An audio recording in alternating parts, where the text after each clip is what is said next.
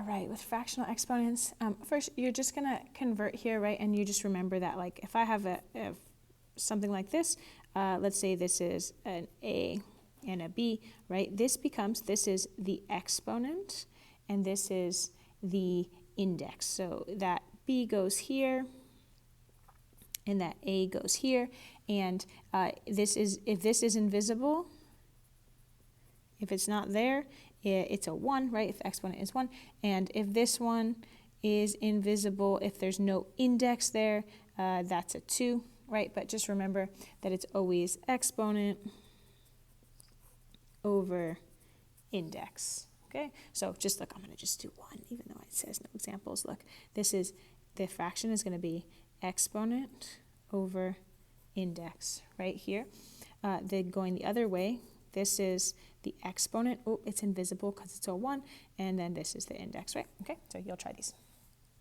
Okay, so here, this means, look, now this is exponent over index. Now, here's the thing. I can change this whole thing to radical form. I can. I actually prefer to work with the numbers in radical form. So look, I'm going to take this as 64 to the 1/3 power.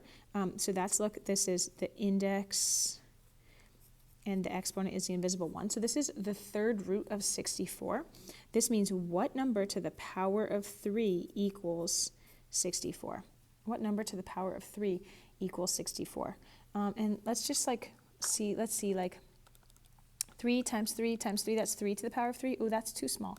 Let's try 4 times 4 times 4. That's 4 to the power of 3. Oh yeah, that's 64. Okay, so this, right, this number is 4. So this is going to become just the number 4.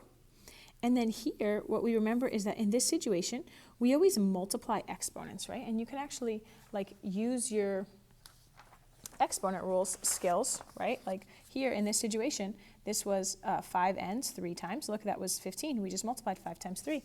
So this is that same situation where there's an exponent on the inside of parentheses and on the outside, and we're going to end up multiplying exponents. So this is going to be 21 times 1/3. And remember that multiplying times 1/3 is the same as dividing by 3, right? That's something that came up in our other topic as well when we were talking about equations of lines, right? That multiplying by 1/3 and dividing by 3 were the same thing, okay? So here, this is going to be, right, what I'm doing here is I'm going to do 21 divided by 3, right? So that's my a exponent. So this is a to the power of 7. And then this is 9 times 1/3. So I'm going to do 9 divided by 3. And so this is b to the power of 3. And if you forget that little nugget, right? Like, I mean, it's not the end of the world. 21 times 1 divided by 3. You could enter it in like this. You would still get 7.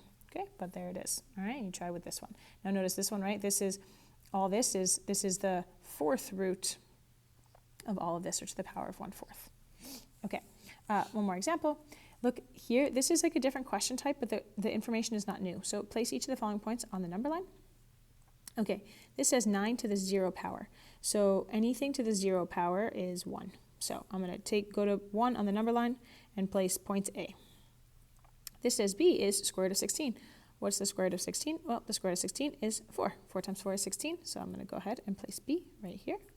This says b to the power of 1/2. Now, remember the power of 1/2, look, if I change it to radical form, this is 4, exponent of 1, index of 2. This is the square root of 4.